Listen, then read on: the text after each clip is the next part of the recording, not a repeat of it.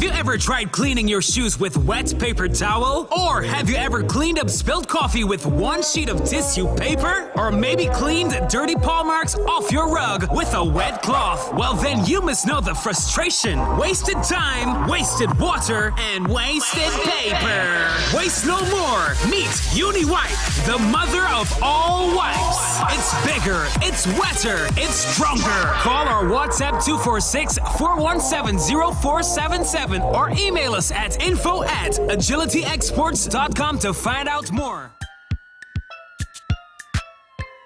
Hold on, stop. Think about the drink before you take a drop. Read up on the label on the back. They say science sugar low in fat, but don't be fooled by that. Drink some water, share some love. Tell your body you're sweet enough. Drink some water, share some love. Tell somebody you're sweet enough. Drink some water, share some love. Tell your body you're sweet enough. Drink some water, share some love. Tell somebody, yeah. This message is brought to you by Lake Health and Wellbeing. The St. Kitts and Nevis Chamber of Industry and Commerce would like to remind persons when patronizing businesses to abide by the following COVID-19 guidelines to protect employees, customers, and our community. Urge employers to check employees and customers with a non-contact head thermometer on arrival to a business place. It's mandatory that employees wear a face mask when at work and in the presence of others. No customers will be permitted to enter an establishment without a face mask. Encourage both employees and customers to wash their hands with soap and water or sanitize their hands with an alcohol-based hand sanitizer of at least 60% alcohol when entering a building, after interacting with customers, and throughout the day. Remember to maintain 6 feet physical and social distancing. Consider installing barriers such as sneeze guards or partitions in high traffic areas to limit close contact between employees and customers. Clean and disinfect highly touched surfaces such as doorknobs, telephones, cash registers, bathrooms, tables, and countertops regularly throughout the day. Offer e-commerce services or curbside pickup options wherever possible. Encourage good hygiene practices among staff and customers by posting signs and posters in the business place. For more information and tips to consider, visit www.covid19.gov.kn. If you own or work with animals, please follow these tips to avoid getting the coronavirus. Please keep pets away from areas where you are preparing food and eating your meals. Thoroughly wash your hands after handling animals and animal waste. Avoid contact with sick or stray animals. And always remember to wear protective gowns, gloves, and facial protection when handling them. As the novel coronavirus spreads, it is important that you continually disinfect your home. Viruses can gather on surfaces such as doorknobs, computer keyboards and mouse, cell phones, tablets, railings, kitchen and bathroom countertops, and remote control devices. To avoid transfer of viruses, wipe down these surfaces regularly with disinfectants such as Clorox, Lysol wipes, or soap and water. Avoid touching your face or your loved one's faces after touching any of these types of surfaces. It is very easy for viruses to be transferred in this way. When preparing food, be sure to use different knives and cutting boards for raw meat and cooked foods. Wash your hands before and after handling raw meats. Also, wash your hands before and after using cooked food. Be sure to cook food thoroughly before eating it. This is a message from the Ministry of Health and the National Emergency Management Agency, NEMA. COVID-19 guidelines for restaurants and bars. The St. Kitts and Nevis Chamber of Industry and Commerce would like to remind persons when patronizing restaurants and bars to abide by the following COVID-19 guidelines to protect employees, customers, and our community. Require that employees wear a face mask in the presence of staff and customers.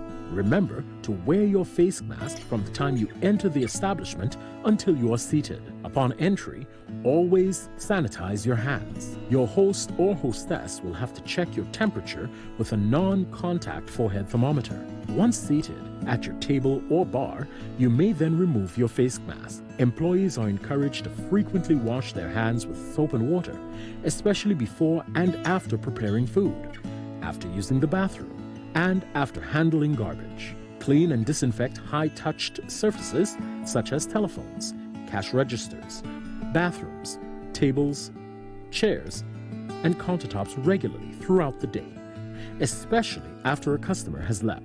Consider installing barriers such as sneeze guards or partitions to limit contact with your customers. Limit large customer gatherings by offering delivery services and takeout options where possible.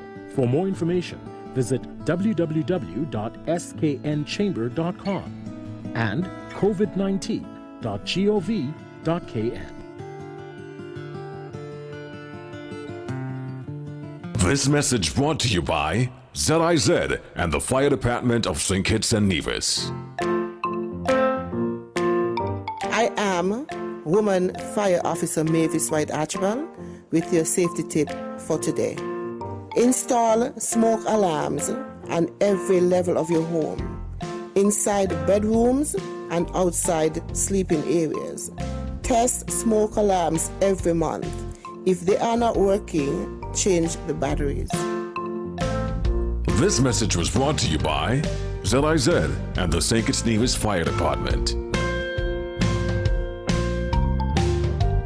Good morning once again and welcome back to our program. It's now time for our conversation, keeping you informed with what the guys are doing and also keeping you informed in terms of things that you should be doing and should be aware of and should know as well as it relates to protecting your home and your business.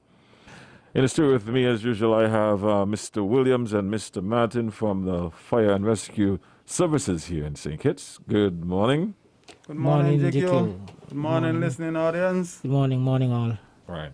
For the past couple of weeks now, we've been looking at procedures and protocols, in a fire safety plan, evacuation plan. Mm-hmm. We are now at what we call the communication aspect of it, for those of you who missed.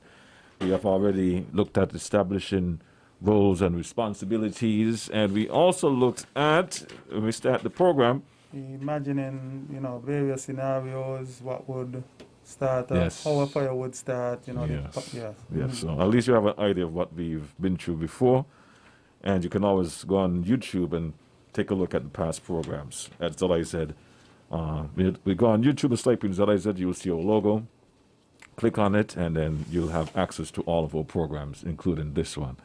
So, gentlemen, let's get right into our program this morning. Creating a communication plan.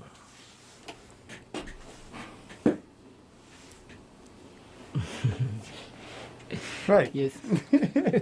No, we were waiting for the Q. Oh, from GQ. Oh, okay. Forgive me, gentlemen. Forgive me. Yes, over to you guys. Yes. So, Timothy, Okay. you're going to take lead? So with the communication plan, this is not just, a simple communication plan. He says during a fire drill, we should designate someone, like the assistant fire warden, and it don't have to be that specific person, whose primary job is to disseminate information to employees, customers, the news media, wherever applicable. All right. Other entities such as community, organizational management, and government officials. So we would like to have someone within your establishment to let employees know what's happening. Be the voice of the company, so to speak. Mm-hmm. So instead of multiple persons going and having conversations with different persons and different type of information is being spread. We want one voice sounding. So that person let employees know, hey, this is what's taking place. This is what is needed from you. Customers as well. You would have customers in your establishment, so you let customers know what is expected of them. All right.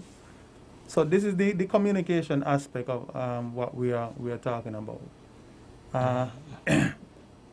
In terms of disseminating information from the media, because the media they are thirsty for information. They would go at length in order to try to get the scoop, so to speak.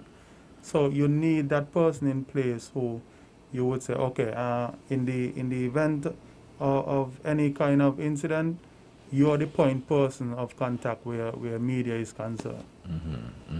Okay. Accurate information, and not just accurate information, from a source that is deemed credible. Credible, right. To say, well, okay, don't take on Johnny and Paul and X, but take on Susan. Susan has the right information. He would have all the, he or she would have the relevant information that they could disseminate to the general public. All right, so that one is simple and straightforward. Let's move on to the next one. Plans or plan or map a route or routes. You want to start? Yes, but just before we go to that, one thing that is even more critical than having a person designated for that role, that person has to be carefully selected. You don't just pick somebody because you have a bunch of persons to go around, or you just select anybody. That person has to be a person who is reliable, person who is able to speak, who does not have what we call glossophobia. There are persons who have a fear of speaking, especially behind a mic or maybe in front of a crowd. You would need to select someone who can deliver, and someone who is able to deliver accurate information, so that you don't have one media house saying one thing and the next media house saying the same thing when both information came from the same person. So you would have to look at your staff, look at their capabilities, choose wisely, because they could have a negative effect on your establishment.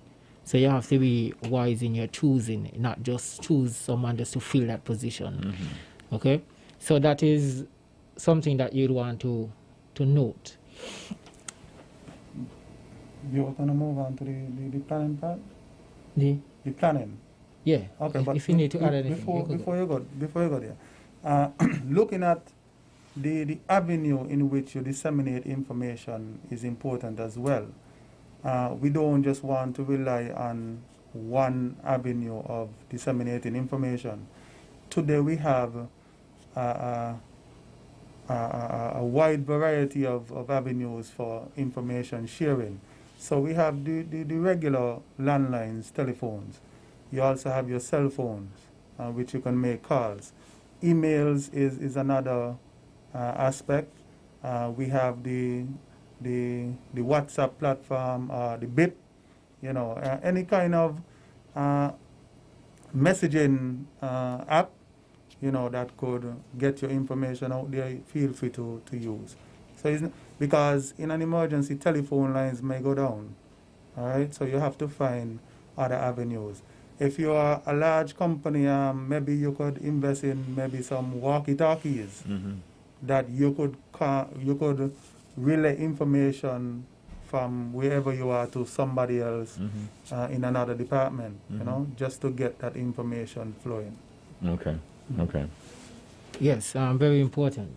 And so we move on. After we would have created a robust communication plan, we need to plan a map or route that gives the direction outside of the affected area and to a safer place. Now, a good fire evacuation plan for your business place, it would include a primary and secondary escape route.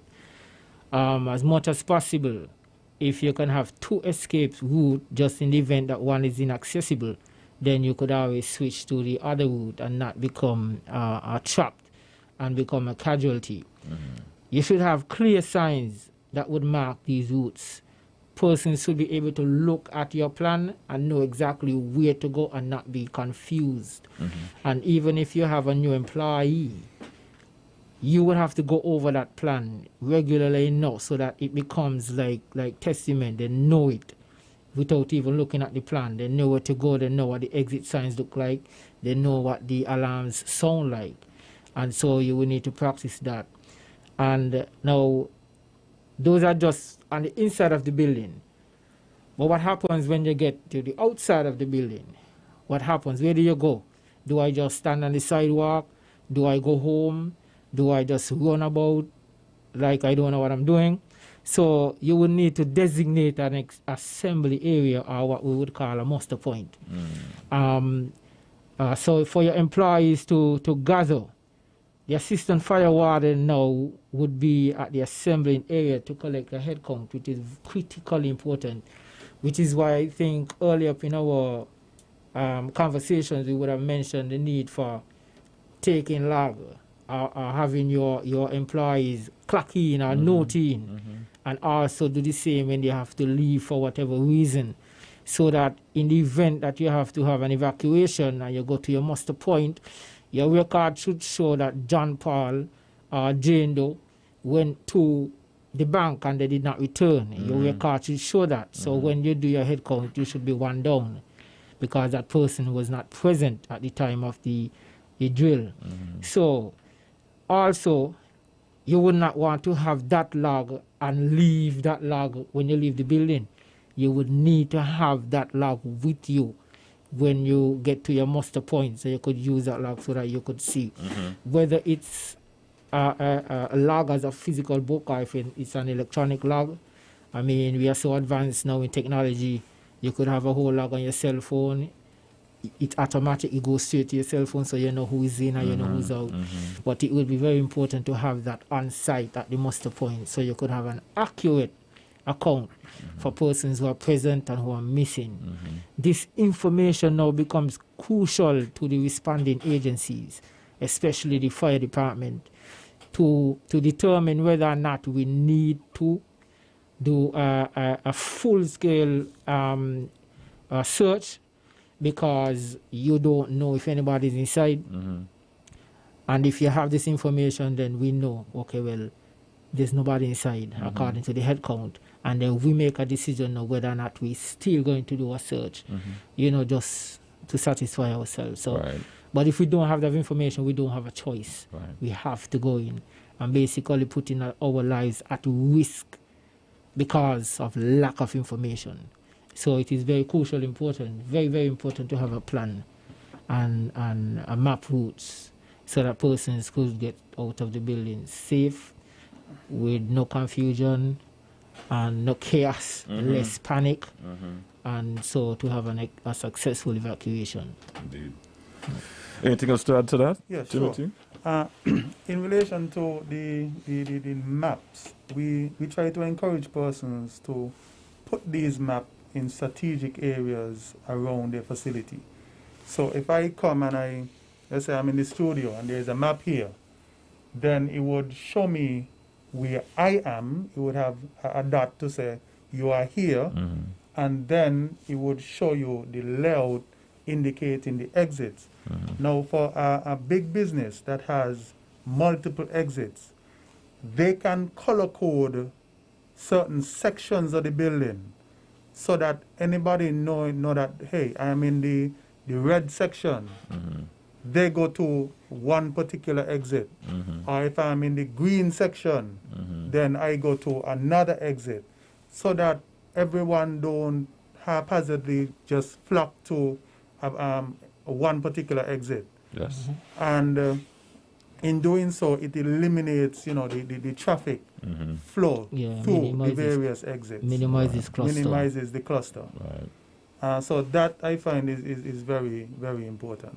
Indeed. So plan and routes, communication.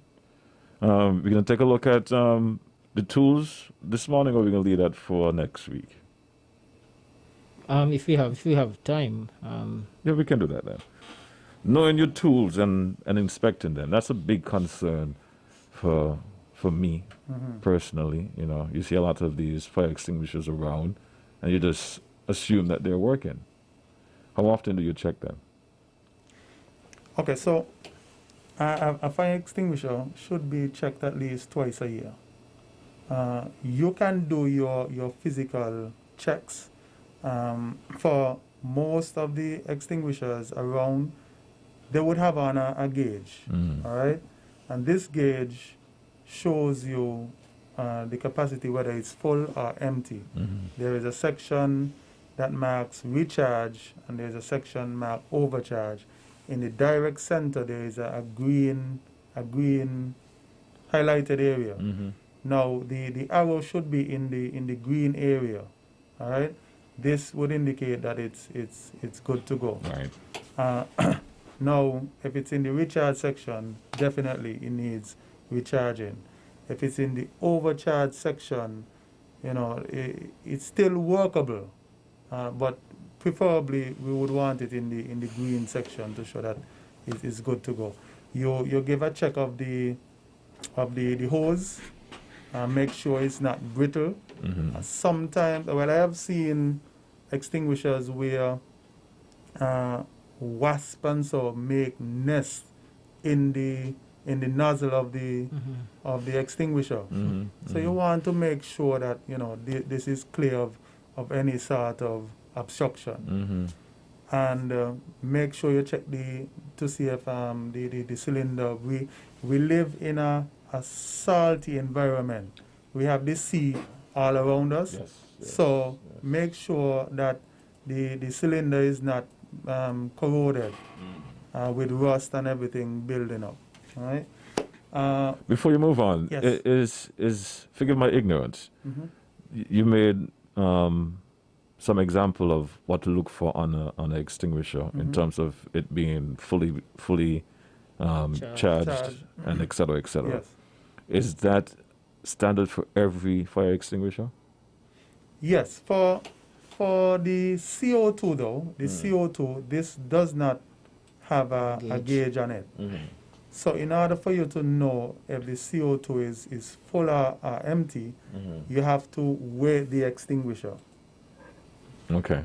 Interesting enough, because the CO2 is a gas, if there was a gauge on it, because the gas would fill the whole cylinder, even if you have a little amount of the gas inside, the gauge would read that it's full, right, giving you a false reading. Okay. So that is why it doesn't have a gauge. We rely on the weight of the extinguisher. Okay, I understand. You made mention of tools. So what are some other tools that you should be aware of and get to know?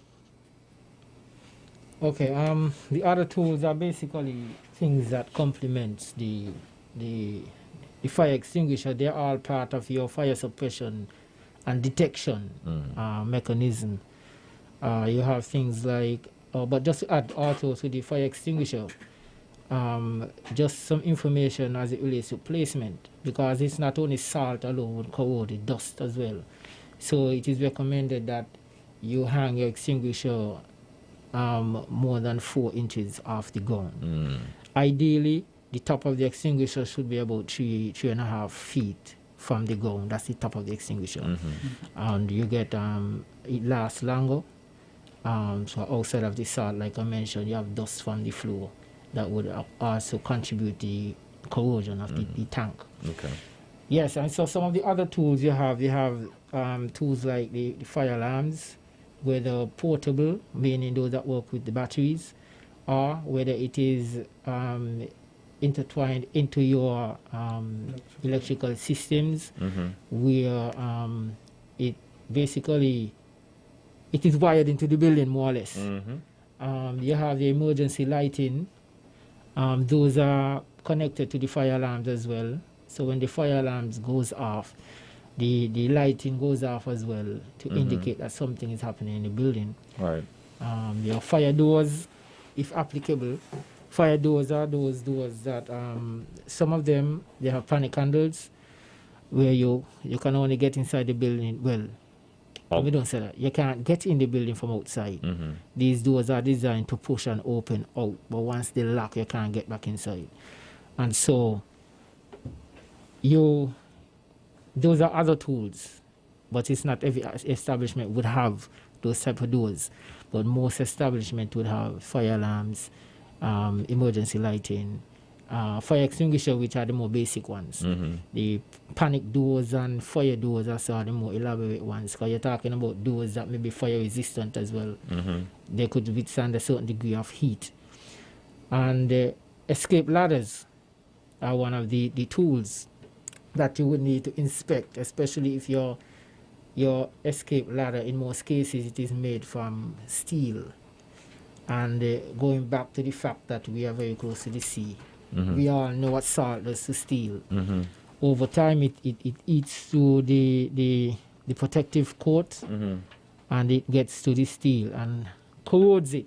So we will need to make sure that that is in check. Even if it's aluminum, you might need to check those as well, because over time, even aluminum deteriorates.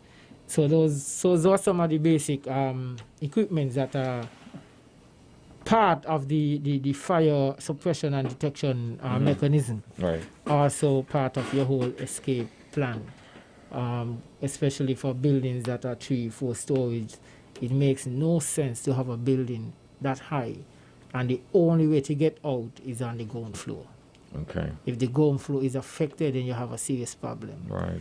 So we have to build now with these type of scenarios. That's why we went back from the beginning to creating scenarios. You're in a 3 or 4 story building. Worst case scenario, the fire is on the 1st or 2nd floor. The only exit is on the 1st floor. There's no exit from the roof. How do you get out? You can't get out. Yes. So you have to build it with these things in mind. So you have an exit from the first, I already use Development Bank, for instance. There's an exit on every floor, all leading to this same staircase that leads down to the floor. Okay. And they exit out onto Church Street. Right. Which is very good. Yes. Gentlemen, we are out of time. But I want to thank you guys once again for being here this morning and sharing the information as usual. Ramel, I'm going to leave the last words for you, even though I want intimacy. Ramel insisted on you this morning. He's still.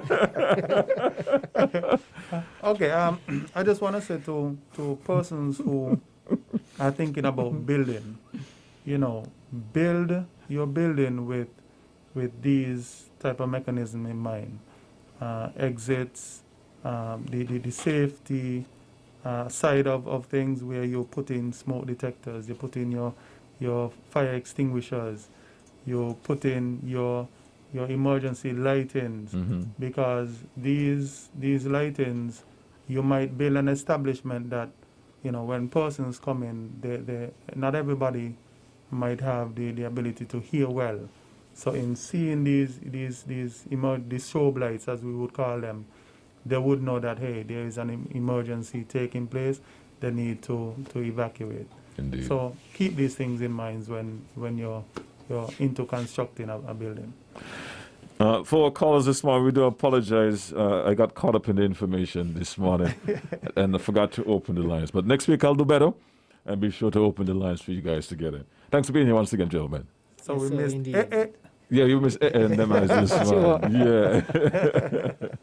But they can always call back next week with their questions, because it's an ongoing series. So, we'll address any issue that you raise. All right. All right, thanks for being here once again, gentlemen. Thank you very much. Sir. This message brought to you by ZIZ and the Fire Department of St. Kitts and Nevis. I am Woman Fire Officer Louise Clark from the St. Kitts Nevis Fire and Rescue Services with your safety tip for today. Keep items that can catch on fire at least 3 feet away from anything that gets hot, such as space heaters.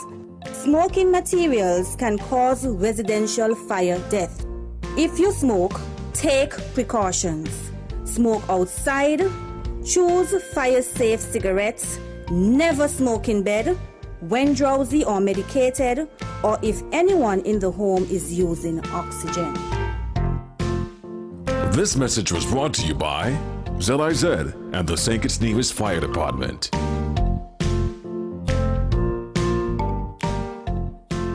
At The Cable, we know being local means supporting our own, and our customers deserve the best. Our customers deserve platinum. So now, all customers of The Cable qualify for our new Platinum Loyalty Card. An elite MasterCard experience that lets you support your own like never before. Instantly send money to any Platinum Loyalty member at home or around the world. Shop online or in person anywhere MasterCard is accepted. Save with no interest and 0 annual fees. And the best part? If you're a Cable customer, you are already pre-approved. Just visit the Cable building in Bastere or sign up online at www.thecable.net. Get your Platinum Loyalty Card today because you deserve platinum. Terms and conditions apply. Stop standing in long ATM lines to withdraw cash. Use your national debit or black cards to complete a wide variety of transactions at supermarkets, variety stores, gas stations, pharmacies, and more. Shop online at the most popular websites and stores for quality brands using your national debit or black cards.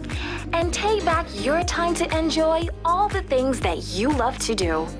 Remember, instead of waiting in long ATM lines to withdraw cash, use your national bank cards today. National Bank, always here. Looking for the best price on your third-party insurance? Well, look no more. The Insurance Company of the West Indies